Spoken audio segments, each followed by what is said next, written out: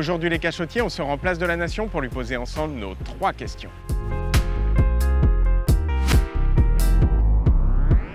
Et pour commencer, musique. On commence par un mariage et pas n'importe lequel, celui de Louis XIV avec Marie-Thérèse d'Autriche. Mariage un peu dégueu, accrochez-vous. Le père de Marie-Thérèse, c'est Philippe IV d'Espagne, l'oncle maternel de Louis. La mère de Marie-Thérèse, c'est Élisabeth d'Autriche, la tante paternelle de Louis. Le père de Louis, c'est Louis XIII, l'oncle maternel de Marie-Thérèse. Et la mère de Louis, c'est Anne d'Autriche, la tante paternelle de Marie-Thérèse. Vous êtes bien embrouillés ?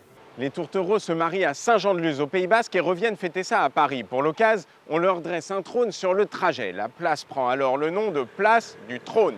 En 1793, avec la Révolution, elle change de nom pour devenir la place du trône renversée. L'année suivante, on y installe la guillotine pour un mois.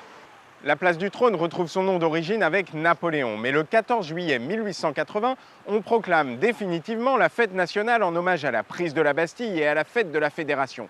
Le même jour, on décide de rebaptiser cet endroit Place de la Nation.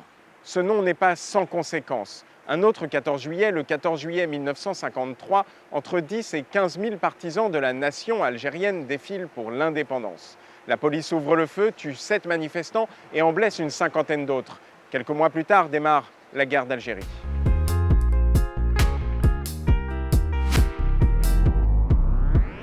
Dès 1669, Colbert avait imaginé un arc de triomphe dessiné par l'architecte Claude Perrault, le frère de celui qui a écrit Cendrillon. Mais bon, ça se fera pas.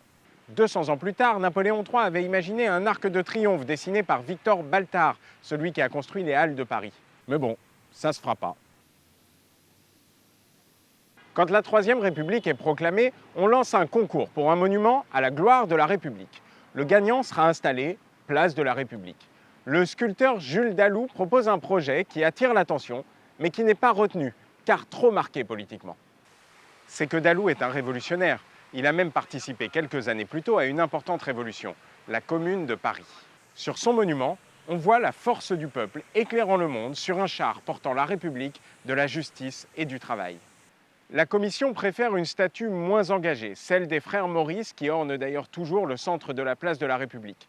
Quant au monument de Dalou, il sera installé des années plus tard sur une place plus excentrée, la place de la Nation.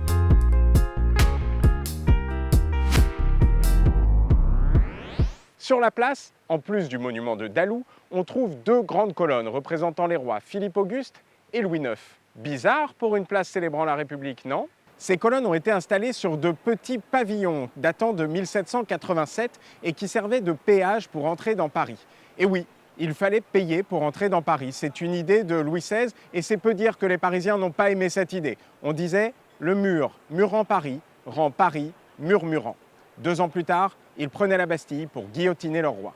Et c'est comme une revanche que prendra la monarchie à son retour au pouvoir quand elle fera installer ses statues royales au sommet des colonnes. Et voilà comment on a ici une place révolutionnaire, institutionnelle, monarchique et républicaine. En somme, c'est la Nation.